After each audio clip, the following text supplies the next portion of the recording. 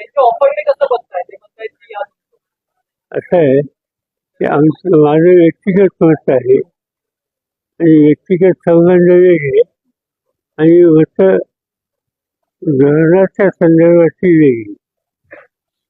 आज या देशामध्ये संसदीय लोकशाही पद्धती ही मोदींच्या उलट संकटात आली असं माझं स्वच्छ मत.